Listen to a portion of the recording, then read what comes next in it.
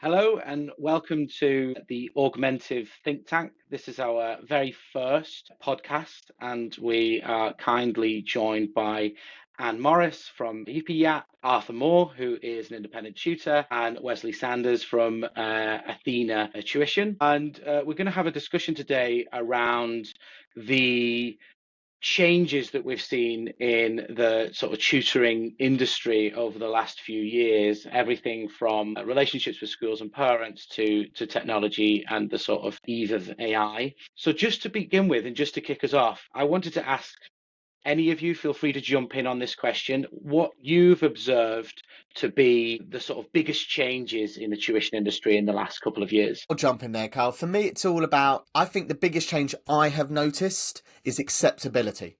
So I think we can talk about AI and tech and business models, all that stuff.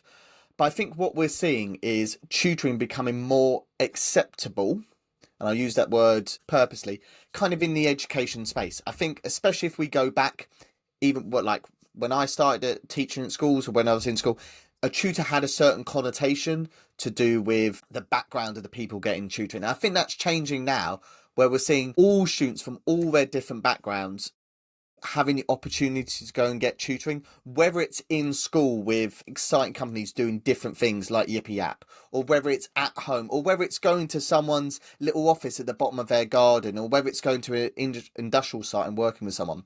I think you're seeing a lot more opportunities for students to get tutoring, and that's filtering through into just it becoming a bit more acceptable. So now saying my son has a tutor, my daughter has a tutor, maybe a decade ago had a connotation. I think that connotation's starting to disappear, or that's what I'm seeing from my perspective in my context. So thinking about that's sort of from the parents' point of view, right? We're seeing the parents sort of feel a bit like they can be a bit more open about the tutors that they have in schools. I mean, I've experienced this internationally. That internationally, it seems that schools are much more accepting of the fact that tutors are a part of the education ecosystem. But in the UK, traditionally, it's not been such a close relationship. And I'm interested in particularly your view here, Anne, on having worked with schools, whether that has changed recently. Definitely. And I think just to pick up on the student experience that, you're just talking about parents, but the student experience, I remember when we first started, the idea of, going and sort of, we had to sort of almost go and extract a student from the class. There's quite a lot of stigma around it for that student sometimes coming out. The teacher will be like, it's your turn to go. Luckily for us, we had this sort of peer approach, which meant that at least they were going off with somebody who was quite cool to go off with, and go and do their session. And there might be two or three, it might be one person. But there was definitely that sense of sort of being lifted from the classroom and being sort of that stigma around it for the student. Of course, the National Tutoring Programme has changed all of that, because then there's been so much tuition going on in schools that this whole idea of setting up groups, and you turn meow and you turn this, and kind of the acceptability of it absolutely is there in schools now in a way that it wasn't. And just in terms of, what you're saying about school experience generally. So when we started, tutoring in school wasn't a thing, peer tutoring even less of a thing than tutoring, sort of with the experienced former teachers coming back in. But schools, I think, have really opened their minds to what the possibilities are. There were clearly a number of organisations that were approved for delivery through the tutoring programme. And that meant that there were lots of different organisations that got showcased, I guess, with their different approaches, skills, a lot, some based around special educational needs or certain geographical areas, or, like we do with the near peers, or always qualified teachers, or Oxford graduates, or whatever the sort of the slant is that each individual company has or organization has. They were able to showcase that, and then people feel that there's a choice, and that you can go and find something which is right for their very specific needs. So I think from that point of view, schools are much more open now to looking at tutoring as an enhancement for their delivery, really. So I think we'd agree that like the need for tuition, the demand for tuition has probably increased quite a bit over the last few years. Wesley, I'm wondering, because you work with so many different tuition agencies and businesses, whether there's a sort of trend in the requests that you're getting, or the sort of reasons that parents might come to tuition. Yeah, I mean, in kind of linked to the previous points as well by Anne, that tuition was seen a little bit more negatively towards schools, but in our experience, we've also worked with a few. It's tended to be schools see us as a sort of extra, if they can find something to provide to a few students that maybe none of the teachers can do, and it's a revision workshop or something, they're a lot more positive towards that. As for parents, I think that, yeah, I mean, the idea in the past, I think negatively, was that people thought, okay, if you're getting a tutor, it's because you need it. It's not ideal. People didn't want to talk about it as much, and now it's almost an aspirational thing. I think it's that we've certainly noticed parents, talk about it as if it's, they're getting an advantage by doing it, and they are in many ways. If someone's got a tutor, that's just extra one-to-one time from a professional that can assist them, and so it's not, we've definitely seen a drop of parents sort of not being happy talking about it, and instead they're quite almost proud that they've had a tutor. Do you think that, so we're talking about this idea, the shift towards what the demand for tutoring is. I'm sure we're all aware that there is still a need for tuition for the students that are struggling and do need a bit of extra support, but we are seeing a lot more tuition in the sort of higher end, where people want extension, people want to go beyond the curriculum and learn deeper and more about the subject. But on the whole, if we were to look at tuition and demand on the whole, do you think that the rise in tuition reflects gaps in mainstream education, or do you think the rise in tuition comes from somewhere else? I think we need to be honest. One of the reasons that the tutoring sector is growing is because it is hard times in the UK education system. If you talk to schools, as you all do, if you talk to teachers, which we all do, it's really hard. Times are really difficult in schools. Schools are being stretched financially, and teachers are being squeezed in what they're able to do with their students. And I do work with a lot of students. The parent comes to me, and the reason they come to me as a maths tutor is my son is doing GCSE maths next year, and for the last 2 years he has not had a maths specialist. He's doing his A levels, and at the moment he's got 2 substitute teachers and someone else jumping in from a different subject to help out. And I think that's one thing, like, it's something we should discuss.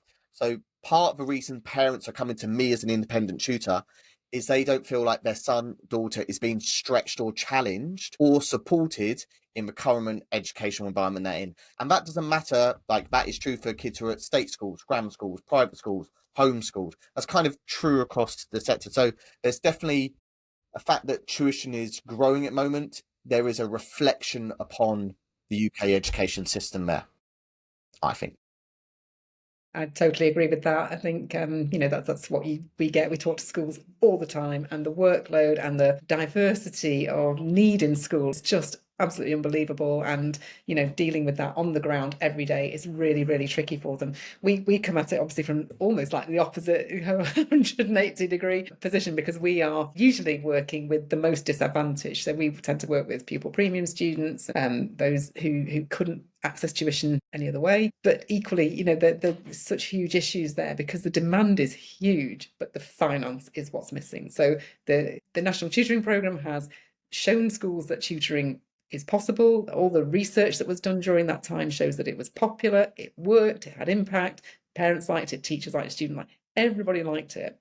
And yet it's the one thing that's kind of been pulled from those most disadvantaged students to be able to help them keep up with those who can afford extra tuition. So I'm not trying to make this a sort of, class divide, but it is nevertheless, it's just a fact. We help those students who are not in that position, but, equally totally respect anybody who thinks, right, I'm just not going to settle for this because you only get one chance through, and therefore I'm going to invest in that education elsewhere. And I think that's absolutely, as a parent, of course, you're going to do what's right for your child. Yeah, absolutely. I mean, I think it's always been an aspirational thing, but increasingly with the amount of international students that are going to UK universities, especially when there's a sort of finance crisis, means that there's always quite a competition for top spots at schools, and people just feel that they need to get that sort of leg up.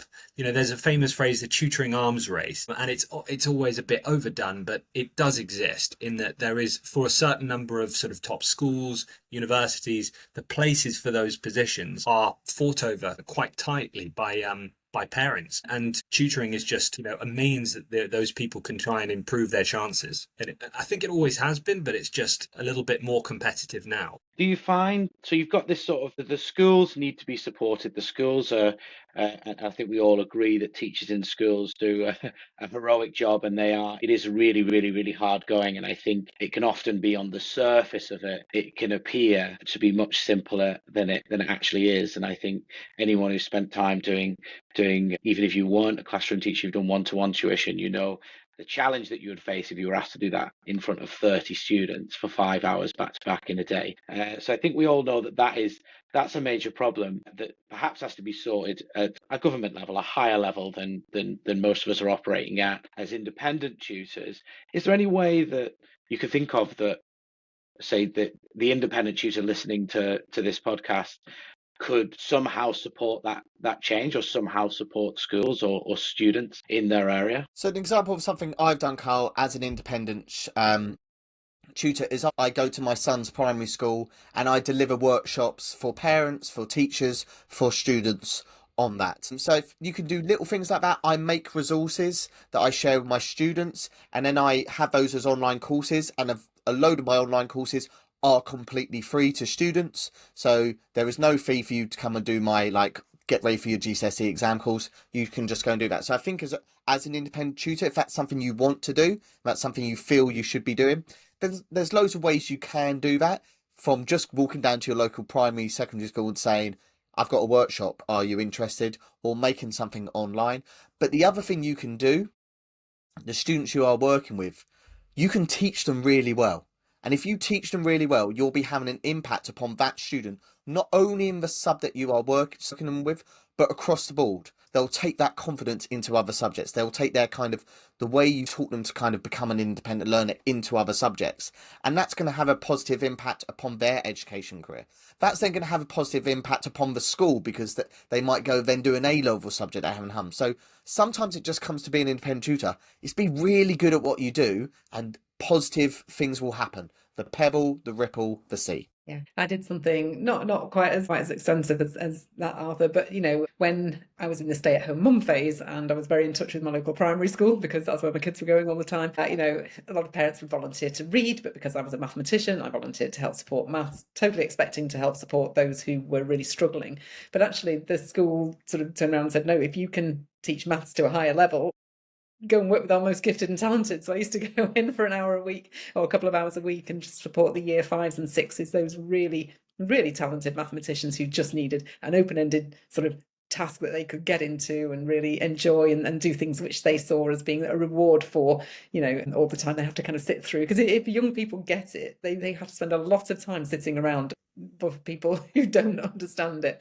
And so therefore, having some time which was theirs, which they could really excel, was a real joy. I absolutely loved it. So yeah, I'd encourage that. Yeah, I mean, in terms of what I could suggest to tutors to try and make it more accessible is, running group classes and doing group sessions, because there's always this sort of economic reality of one-to-one teaching where you're asking another human to take an hour of their time or whatever it is and give that to you. As a tutor, there's a limit to how cheap that can be, especially in a first world country where wages are of a certain level. You're never going to expect that the availability of that to be. However, when you do a group class, you can have multiple students. And I know tutors that have run huge classes, actually, potentially. But even if it's just a small group, it can quite significantly reduce the potential cost of an hour. Because a tutor can still get the hourly rate they expect, but spread across more students, that's suddenly more affordable. And a whole set of students that otherwise couldn't get tutoring can consider it. Yeah, I think it can be, having spoken to a number of independent tutors, it can be quite intimidating, the thought of jumping into a group. But what I always say is that you can start small, start with 2, 3, 4 students. The technology is great out there now, so you can handle lots of things in a lesson, like breakout sessions and having students work on independent exercises without seeing each other's answers. I think it might require a bit of research, but definitely the tech is there. And the demand is there to make groups work, but it does require a bit of a leap, I think. One of the things that we looked at, just to extend this a little bit, just while you were talking there, Wesley just rang something with me. So one of the things that we looked at in terms of making the cost lower to schools, but also developing this idea of parents and wanting to provide something for their children, was, did we have a setup where, so our tutors normally go in for the 5 hours in the day and support alongside lessons, and that's it, and it's paid for by the school. Do we run an hour after school, which is for parents to pay for, with the tutor? Would we have a small group like that? And that would then subsidise the rest of the 4 hours in school. So you run an hour, which is a parental, first come, first serve, and you contribute to that. But then that reduces the cost for schools, etc., for the rest of the day. So, what you think is really nice, holistic kind of view of things. Parents are looking for something which is handy, it's straight after school and it's affordable because, you're having a small group, etc., and all those reasons. So, would this be suitable? And what we found was unanimously the head teachers thought it was a great idea. What a great idea that is. We're always being asked, parents are always coming, can you suggest a maths tutor, can you suggest somebody? We can run that, but they know that their staff are going to really struggle with it, and really struggle with it as a sell, because where they would have no problem offering an extracurricular resource, a science workshop or something that was paid for, or a football course, whatever that was paid for by parents. Parents will see that as extra and above.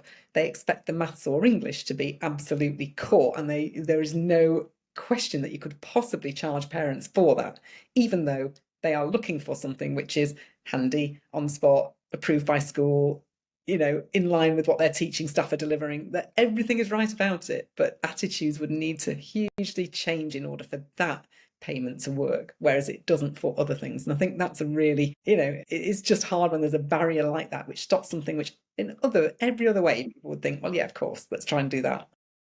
Yeah, I mean, that's such a valid point. And I think it sort of goes back to what we originally started talking about, the relationship between tuition and schools, and initially it being a bit antagonistic and on opposing ends. And I think it sort of comes back to that core idea, the slight difference in understanding of education between parents and the school. I think if you can get the school on board and they can understand the value of one-to-one support and personalized support and the practicalities that is very hard to deliver in a classroom. So I think actually a lot of educators are on board with the idea of tuition, but they're just wholly aware that parents feel that should be covered in the classroom and don't quite get the nuanced difference. And I think this comes to my next question, which I was going to ask about this expectation gap that you get between all the differing sort of pulling forces between what parents want and what the school and the educators there want, and the unusual requests that you might get as a result of that. I remember having years ago, when I was first starting out as a tutor, I got asked to teach, I think she was 2.5 years old, a 2.5-year-old astrophysics. And I was very proud when I got her to say the planets in order. Well, And now I have my own 2-year-old. I'm like, that was a mammoth task. I really achieved something there, Yeah, I remember that being a big thing. But obviously, educators, as we all know, that is a ridiculous request. But the parents still sort of expect that you can do these things that are really out there. I wonder, one, what you think of that as an idea, and two, whether you've ever had a weird or wonderful request. We've certainly had some requests for quite young students, never that young, but there's been sort of 4 or 5-year-olds who need some sort of person that's almost like a governess, kind of nanny kind of figure. But there are people who've contacted us trying to get sort of really early 7+ practice, and the child isn't 5 yet, and you're thinking, well, actually the best thing they can do in that situation is to read to their kids and encourage them to do fun, normal things. And you can do some tuition for it, and in fact the reality is for those exams you kind of need to, but that's better to do a bit later. There is a too early, and it's somewhere around 4 or 5 for sure. It's possible a bit later, but even then the tutoring does need to be quite different from what later tutoring is. It needs to be far more a sort of a fun educational sort of thing rather than a lesson traditionally. Yeah, I tutored GCSE and A-level maths. So my requests normally centre around GCSE and A-level maths. I mean, I don't get kind of weird stuff around that. The requests I sometimes struggle with are when there's a big disconnect between what the student is currently doing and what the parents' expectations of where they should be are. So I will have students come to me and be like, they're currently on a 3 at GCSE, it's year 11, we want them to get a 7 or 8. That's a difficult conversation because that's a big jump. Realistically, that jump's not going to happen in that time frame. So they're the questions I get. Sometimes we have to sit down and go like, what are our actual expectations here? Absolutely. So I think in most instances, because our tutors work in schools, and they are very young, there is an acceptance of, what they're supposed to be doing when they're there, and they're not usually given many weird and wonderful requests because schools are respectful of the fact that this is they're new and they're young, etc. But I've known a couple of slightly odd things. I suppose not perhaps the most serious, but one of our tutors was working in a primary school, and we really have this ethos of, just do whatever the school wants. It's a real service culture, if they want you to do something, we really want you to say yes, work out how to do it. Thinking that it's along the sort of normal lines. Anyway, this tutor was in a primary school, and she got dragged into the nursery and asked to start changing a nappy. So, you're right to say no to that one. You should not be there. You are a tutor in that environment. You shouldn't be changing nappies. That's not what you're there for. But equally on the other end of the spectrum, buddying with a teacher to take half a class and another half a class. So our tutor would be in charge of 15 year 11s when they are only 18 themselves or 18, 19 themselves. That's unreasonable. We'd always want you to flag that sort of request with us. But, the expectation is just not aligned with what we expect to be doing in school. Yeah, that's something that we have had with, I think Wesley mentioned sort of governor and governesses roles earlier. We've had that probably in the independent tutor section where we've sent out a tutor to be a governor or a governess, and then they've sort of been expected to be a nanny, and that can be quite a difficult expectation gap to manage. Just moving on then to the topic that everyone talks about. I think you won't have seen a podcast recently without someone bringing up AI. And I think probably the topics that have been most talked about are things like, will it replace teachers? And I think we've all heard those conversations where we realize that that personal aspect of delivery, whether it be online or in person, is still a really important factor for students and parents and educators alike. But one thing that's caught my attention in the past year or so, I don't know if you have come across the program by David Game College called Saberwing, which is an entirely AI-driven GCSE program. So they say on their website that this novel approach encapsulates the very essence of student-centered education, so much so that students enrolled on the program will not have teachers, nor will they need to slow down or speed up their learning in order to keep up with traditional classes. So it's a GCSE program that is entirely AI-driven. They do have learning coaches to support the program, and it is largely done sort of in person at the college itself, so there's some oversight. What do you think about this as the future of education, as students learning independently through an AI-generated course, being supported by perhaps non-teachers, but just people that can guide you along the path? I think with all AI questions come back to who makes the AI. If you ask AI to do stuff with maths, it will regularly get stuff wrong. If you ask it for basic pedagogy knowledge that all teachers should have, it will get that wrong.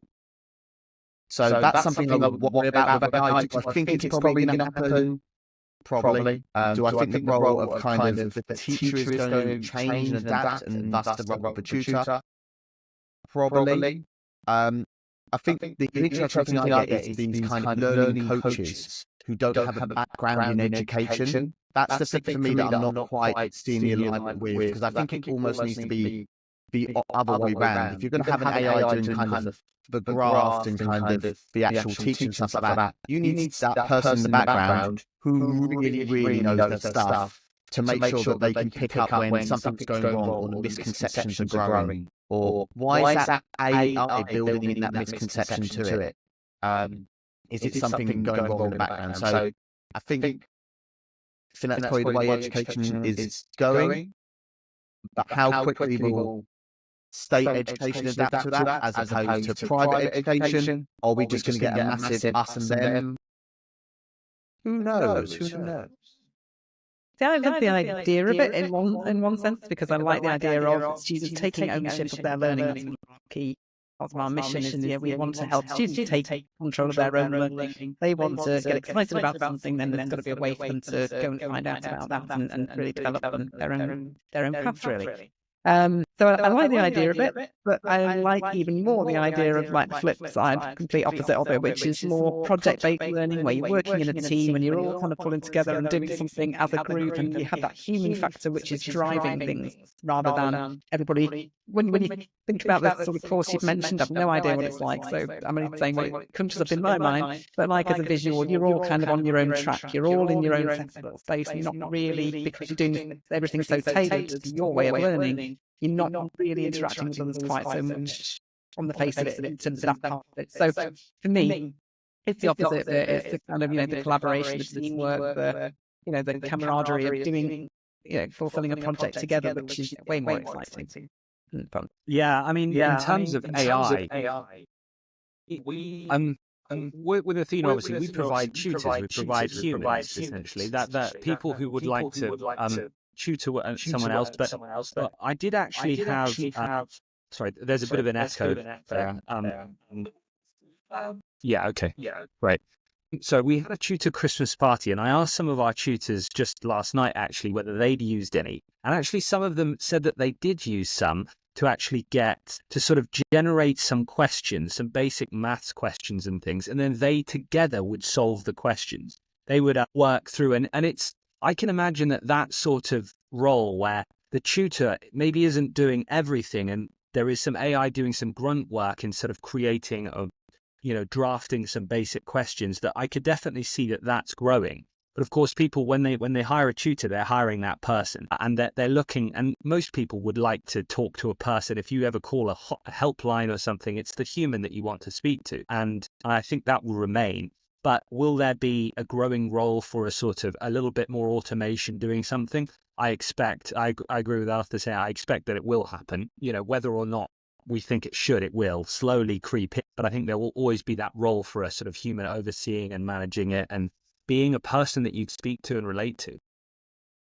Yeah, absolutely. Well, I think that echoes the sentiments of at least my experience working in the tuition industry and what parents want as well, and even what students themselves want. I mean, there has been a huge boom in the cases of students being accused of cheating when using AI and trying to use it to support their learning or perhaps find sources. I think that's probably one of the things that it does that's really not very good at, is finding sources. I remember asking it to give me a quote from a book where I knew the quote was in there. I just didn't quite know where it was. I knew roughly where it was in the book. So I thought I was giving it pretty specific information, and it just made the quote up. And I very nearly used it until I thought maybe that's not the real quote. And then it admitted to me that it had lied. And I think this is probably one of the things that I've seen pop up quite a bit, is that students using it for their research have started to get sources that perhaps don't exist or quotes that don't exist. And then they get accused of cheating. Perhaps they did write the essay by themselves, but this misuse of quotes has made it apparent that they've used AI. What do you think about this whole problem area that's arisen around the use of AI in schools by students and sort of labeling them as cheaters if they were to use it to help them with their homework? I think part of the misconception, Carls, comes from the idea that we think AI is going to make learning easy. Learning is hard. Learning something new is really difficult. What your brain trying to do is really difficult. Now, where AI and tech can come in is it can make the process to learning tidier, cleaner, give us better resources, have a better way of coming about it. But I think we need to remember that learning is fundamentally really difficult.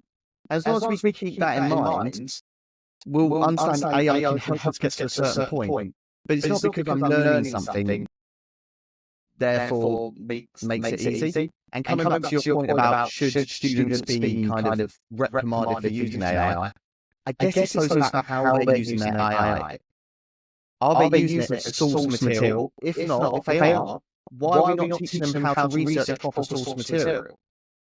If they're getting misquotes and they're using it anyway, why are we not teaching them what plagiarism actually is. Because we all use other people's ideas, but there's a difference between using someone else's ideas and selling it as my own. So I think it needs a bit of education in the background to kind of what we mean academically by these points. And then that education is going to help our students use AI better. So one thing that you mentioned then was about collaboration. One of the things that you think that sort of not using AI, having real human beings teach you is this idea of collaboration, and something that is very difficult to replicate in AI. But with the shift that we're seeing online education become more and more popular. I know that what you do in schools is largely in person, right? But do you see this being able to be recreated online? Do you mean the project-based that collaborative learning? Yeah. Yeah, I think it's more difficult. I think there's something uniquely impactful about being in the same room as people, but I guess with the whole, I don't know, is it like hologram type effect? I don't know how that's going to progress in years to come. I mean, very rudimentary now, but even what we're doing now wouldn't probably happened 10 years ago. Sort of meeting like this, and that will only progress as we go on. So no, I mean, I suppose we found that with the schools, they wanted to go back to in-person as soon as possible, partly because, not necessarily with all tuition. I think tuition has migrated online really well and really successfully, across the board pretty much. But where it comes to schools, they see themselves as in the building, community type organisation, and they want people who buy into that, and they want people who will come in. That's what we found anyway. If they were to have our tutors online, they don't have to have teachers sitting there making sure that everything is going on anyway. So there's no room for them to have that situation going on. They wanted them to come back in, wanted our tutors to come back in, partly because of that sort of feel of having everything together. But like I said before, it's the glue, it's what happens outside of the actual learning action. What happens, the sort of the nice comments on the corridor, the way that the tutors speak to the teaching staff, the way that they respond, and all of that is wrapped up as part and parcel of what they see as the benefits of having us come in. So, I would see it as being quite difficult to replicate that online. There'd be certain sort of planning parts of it and certain elements of it probably would be able to be carried out online for sure, but it's probably something about getting together, and it's often around making something or doing something or presenting something or a show or that sort of thing, which really you learn so much more when you're in the same space as other people. There is like live theatre, isn't it? It's just very different from watching TV. It's just different. Wesley, looking at the tuition requests that you get working with a number of tuition businesses, do you see a shift moving to online? I think we see a lot of talk around this in the news, that the pandemic opened the doors to online tuition. But do you see a shift to moving online, or did it just switch back to in person? Good question. Before the pandemic, we kind of see the tutoring world as a before and an after the pandemic, and there's that weird gap in the middle.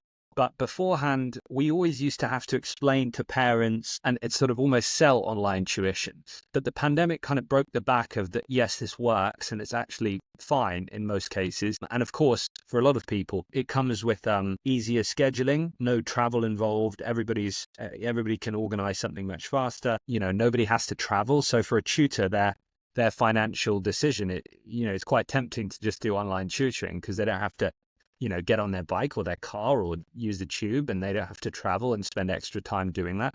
But we've definitely seen since the end of the pandemic a growth in requests for in person, but I don't think it will ever go back to how much it was before, whereas it was maybe sort of 80-20 then, and now it's more like 50-50 or perhaps more online again. But during the pandemic, it was like 99% online, so we'll never go there either, I think. So yeah, I think it's easier to sell online, but some people will always want that extra meeting of a tutor. When you're a tutor in a room, I'm sure other people here will know what the sense is. You get a much better sense of where the student's at, if they're struggling, if they're thinking about something, if they're hesitating, and I think that there'll always be a place for that. Do you feel that, Arthur? You pretty much online, totally online. So, yes, I tutor now entirely online, and I have always tutored online.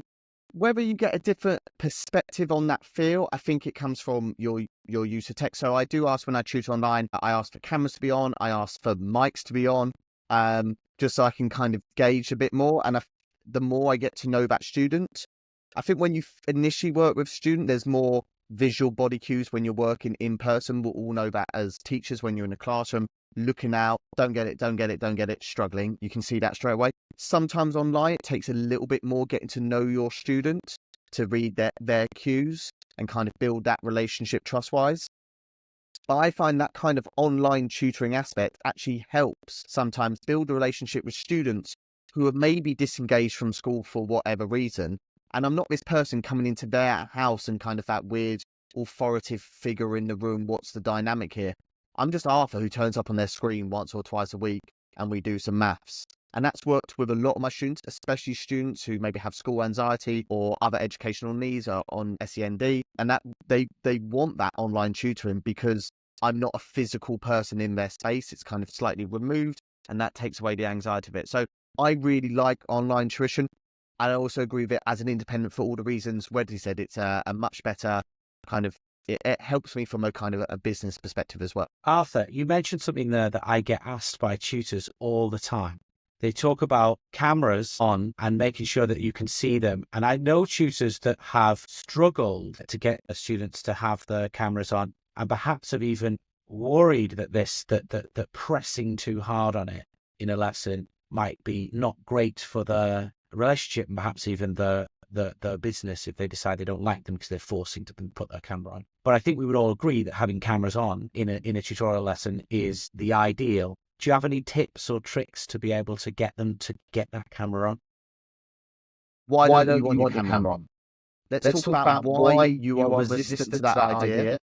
And then let's find some ways around it. So one student had exactly the same, Carl, a student who I do not want my camera on. Parent, he does not want his camera on. We're not going to force his camera on. That's fine. I'm not going to force you to have your camera on. But what I did is first couple of lessons, no camera. Didn't even mention it. Then at the end of one session, I was like, I just want to say, can we turn our camera on for the last 5 seconds on the session? Last 5 seconds, and we'll say goodbye. Didn't say anything. We did that. Then we had the first 5 seconds. Oh, let's just wave each other and say hello. Right. Oh, in the middle of the session, I just want to check. I'm going to do something visual. So I need to be able to see you to do this. Like, if you don't turn your camera, we actually can't do this. So do you mind doing that? So I built it up slowly. But I think it's also, why do you not want your camera on? There might be a really reasonable reason. The setting I'm working in, I'm not happy with showing you my setting. Well, that's fine. Let's talk about how we can blur your background. Let's put on a fancy background so I don't know where you are. I don't want you to be able to see me. Okay, why don't you want me able to see you? What's happened that we have those reasons? And having those discussions. And also involving the parent saying, ultimately, you're paying me to teach your child. I want to do that as effectively as I can because that's my job and I'm a professional in what I do. I am going to be a better tutor if I can see your child. I can see how they react.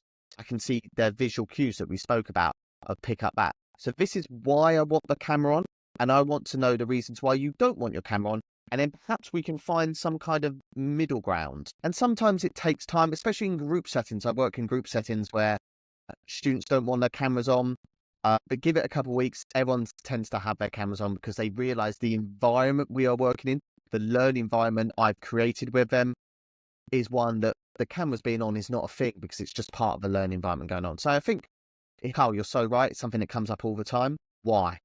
Why do you not want the camera on? And let's go from that rather than me saying, well, you have to have your camera on. Otherwise, how could I possibly do what I want to do? So why don't you want your camera on? And here's why I think you can. And here's the positive effect it's going to have. And also these things take time. So don't. Yeah, I think that's super useful advice. And I like the tricks to get the students on. It actually reminds me in the pandemic, I was running a small tutorial college that worked with students with special educational needs, and they were on EHCP plans from the local authority. And I was terrified about putting them online. I thought if we put them online, they're going to not be able to access their education. It's very hard to do this in person. And actually, we found that by giving them some flexibility, but building in those stepping stones. So we allowed some students to do it just text-based and on whiteboards to begin with. And then eventually we said, should we put the audio on? No camera, just audio. And then eventually, should we put the video and the audio on? We actually managed to get some students who were really poor attenders prior to the pandemic to be really high attenders post, because we built those stepping stones in. So I think it's exactly what you said. Ask why, find out why, and then just build the stepping stones to bring them to what you want, which is, as you said, to teach them as effectively as you possibly can. Yeah, That's my amazing advice. experience of this is really that. So we deliver online almost exclusively, but during the pandemic, we had to get an online offer. In-person online offer. And so I remember going into a couple of sessions actually where the learners would not turn their camera on, but also wouldn't have their mic on either. I mean, it was literally everything was done over the chat, which you would think for myself as a dinosaur teacher would be so difficult to do. But watching an 18-year-old with these were college students who were doing their resit, GCSE resit, their maths and English. The way that they dealt with it was like duck to water. I'm sure it did make it more difficult by a little bit, but they definitely lent into it. And it's like, right, okay, you don't always have your camera on, fine, no problem, we'll do it this way. And they just got into doing it over. I think. I didn't appreciate how, because they are used to using their phones and not seeing anybody at all on the other end of their phone while they're doing that, and that communication that they have going on. This was just an extension of that, and they were just delivering tuition through that sort of literally through the chat in a Teams meeting or whatever it was. So it's just really interesting how it can work as long as you lean into it, I suppose. But I personally would find it very difficult. Yeah, I guess I wonder, you working with such a young tutor base, whether they have a natural advantage to using the tech for online lessons. The way they just didn't question it, and also the PowerPoints. I won't say they were the most slick things in the world, but they did the job and they put them together super quick in order to get them on. The way that they managed that whole process, as they working remotely from us as well, because it's not like we are a central point for most of them. They were working at home and just having to step up and do this where they would normally have been going into a school or college building and having support from the teaching staff. It was very different. Yeah, totally different, but they stepped up to it. Well, we're just coming up. We're just running out of time. I wish we could. I know everyone says this, but I genuinely wish we could keep the conversation going. It's really, really interesting. I have a ton more questions to ask you all, so maybe we'll have a follow up at some point. But just to round us off and round the discussion off, I wanted to ask each of you whether you could see or whether you could spot some sort of opportunity for particularly independent tutors that might be coming up on the horizon as a result of some of the shifts in the tuition landscape that we've discussed today. So Arthur, if you don't mind, could we start with you and then work our way around? As an independent tutor, I don't know if I should give up all my ideas to other independent tutors. I was just going to take notes on what Wesley and Anne use and use that later today. No. From my perspective, it's watch out for curriculum changes. If you watch out for curriculum changes in the UK sector or internationally, you can be straight on that before anyone else does. So, for example, we know the IB is growing in the UK market. Like, do you know the IB? Are you going to be able to get up to speed with the IB? Can you see where the new maths curriculum is slightly different in Germany, in most schools in Germany to the UK? Is that something you could specialise in? Is there any curriculum changes coming up? So when Rishi Sunak, when he was Prime Minister, said, like, we're going to start tutoring maths, teaching maths to 18, and we're going to slightly change it. Well, that was an opportunity straight away. Tutors were thinking, like, how's this going to work for me? So think about what schools have to deliver. What legally are they going to have to deliver? Are there any changes in that? And then can you come in to support? That's where I would be coming from, given my background. Okay. Shall I go next?